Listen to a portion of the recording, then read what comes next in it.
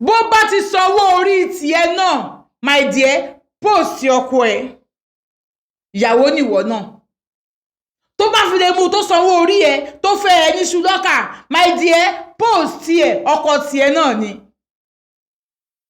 Number 1 má fòògùn fi ọkọ ọlọ́kọ má fòògùn fi ọkọ ọlọ́kọ.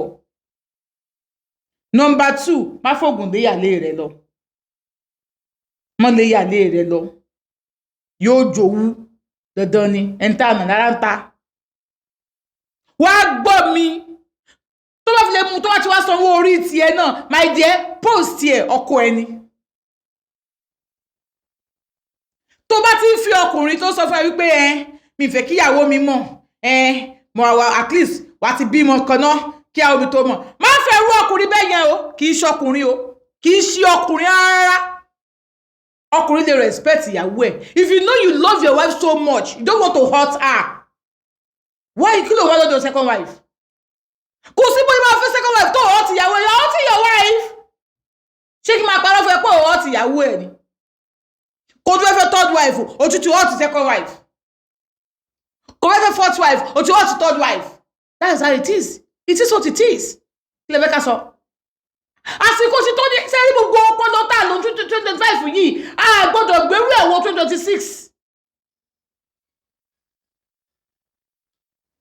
Tá ń parọ́ fúnra wa káàkiri see it's right time tá a máa sọ tọrọ fúnra wa. Ẹ̀yin ọkùnrin tó o bá ti fẹ́yàwó lé ìyàwó rẹ̀ o ti hurt ẹ̀. So if you don't want to hurt her má wulẹ̀ fẹ́yàwó lé. So o wá fẹ́ fẹ́ mi nísìnyí o dẹ̀ fẹ́ hurt ìyàwó ẹ̀. O fi máa hurt èmi. Like don't post me. O dẹ̀ ti fẹ́ mi. Mi ò tí fẹ́ káwọn family mi. No. Family mi kọ́kọ́ bó ti tí mọ̀ nísìnyí. Wow. Ẹ̀yin má tún gọ́ yàtọ̀ o. Ẹ̀yin single mother tó bá ti pàdé irú ọkùnrin bẹ́ẹ̀ má lóyún fún o. Ẹjọ́ mọ́ dóra yín kó sì mọ́ tọ́jú rẹ̀. Ẹ mọ́ dóra yín kó sì mọ́ tọ́jú rẹ̀. Má gbé pé ọkọ mi rèé o ẹlòmínú yín ọkọ tí ò tí sanwó orí ẹ̀ o ti ń gbé káàkiri ọkọ mi rèé o. Kò sí kan tó ń ṣe fún ẹ o. It's a bad man. Kò ṣe good life.